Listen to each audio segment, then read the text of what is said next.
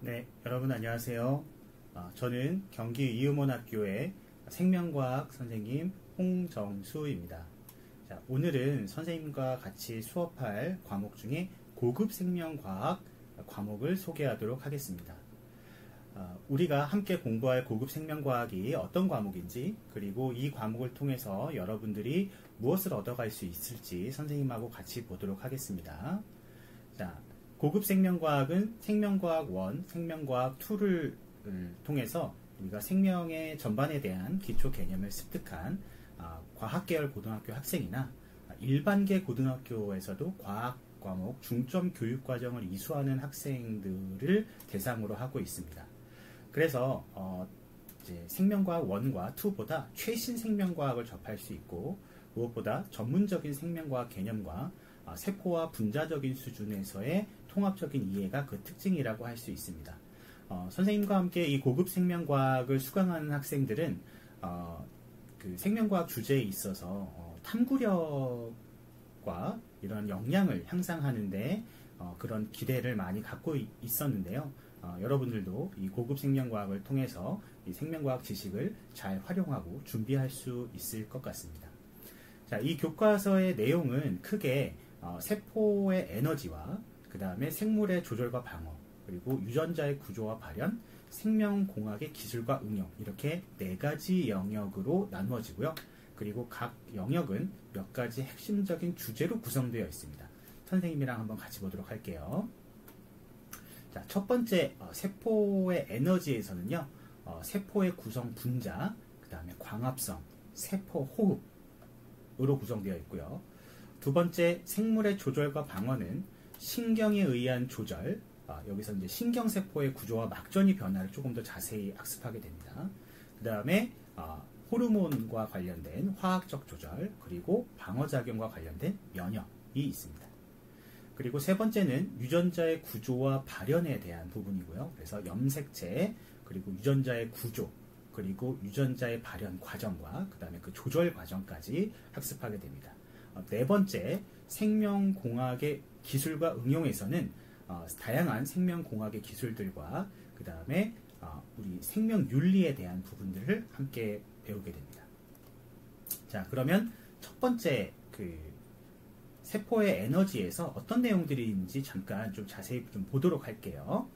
자, 우리가 알고 있는 그 광합성과 세포호흡 같은 경우에는 여러분들이 전체적인 반응 정도는 배웠을 겁니다.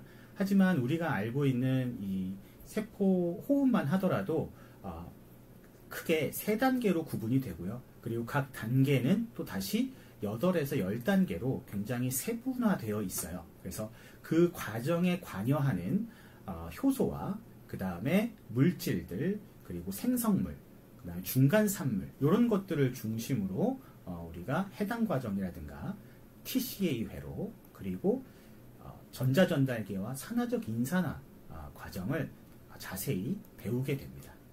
그 다음에 이 부분은 선생님이 이제 수업 시간에 우리가 의학 드라마에서 보는 수 있는 것처럼 특정 그 케이스의 환자들에 대한 증상과 그 다음에 검사 결과를 선생님이 제시해 주면은 학생들이 모든 별로 이제 토론을 하면서 어떤 것 때문에 이런 병에 걸렸고, 그 다음에 어떻게 우리가 치료를 할 수 있는가, 이런 진단과 치료에 대한 이런 수업을 했었는데 학생들의 반응이 좋았었어요. 그래서 요걸 이제 세포호흡 이 단원에서 했었는데 선생님과 함께 이런 수업도 할 수 있습니다. 그 다음에 유전자의 구조와 발현 부분을 좀 같이 볼게요. 자, 여기서는 우리가 생명과학 1에서보다 더 DNA의 그 복제 과정과 그 다음에 그 유전자의 발현 과정, 전사와 번역으로 이어지는 이 과정들을 자세히 보고요. 무엇보다 이제 조금 더 자세히 배우는 부분들은 원핵세포와 진핵세포에서 유전자 발현의 조절을 어떻게 하는지 이런 부분들을 자세히 배우게 됩니다. 자, 네 번째, 생명공학의 기술과 응용에서는요, 다양한 생명공학 기술들을 우리가 배우게 되는데요. 첫 번째 세포공학, 두 번째 유전공학, 그리고 생물정보학 같은 것들을 배우게 됩니다. 핵이식이라든가 그 다음에 세포융합, 그 다음에 줄기세포, 그리고 유전공학에서는 유전자 재조합, 이런 기술들의 원리와 그 다음에 과정들을 같이 배우게 됩니다. 그 다음에 생명공학의 전망과 생명윤리에서는 이제 우리가 생명공학 기술이 발달됨에 따라서 같이 꼭 고려해야 될 부분이 생명윤리 부분이겠죠. 그래서 이런 부분들에 대해서도 같이 자료를 찾아보고 토론을 하면서 생명윤리에 대한 이야기를 우리가 같이 나누게 됩니다. 자, 그러면 이 고급 생명과학을 이수한 학생들은 어떤 분야로 진출할 수 있는지 한번 보도록 하겠습니다. 고급 생명과학에서 다루던 이 심화된 내용은 다양한 전공과 진로를 선택하는 데 도움이 될 수 있습니다. 관련 전공으로는 생명과학, 생명공학, 분자생물학, 뇌인지과학과 같은 기초생명과학 분야가 있고요. 그리고 의학과, 치의학과, 약학과, 수의학과 같은 이런 의학학 계열로 진학하는데도 심층 지식을 쌓을 수가 있습니다. 나아가서 농업, 식품, 환경, 보건 등 생명과학의 원리가 응용되는 다양한 분야로의 확장도 가능합니다. 그리고 이러한 그 전공을 바탕으로 선택할 수 있는 진로 역시 폭이 넓은데요. 대학이나 국공립연구소, 그 다음에 기업 부설연구소의 연구원으로 신기술 개발이나 연구원으로의 역할을 할 수가 있습니다. 그리고 의사, 약사, 수의사 같은 전문 의료인으로 활동하거나 바이오 기업에서 신약 개발, 유전자 분석 등의 전문가로 일할 수 있습니다.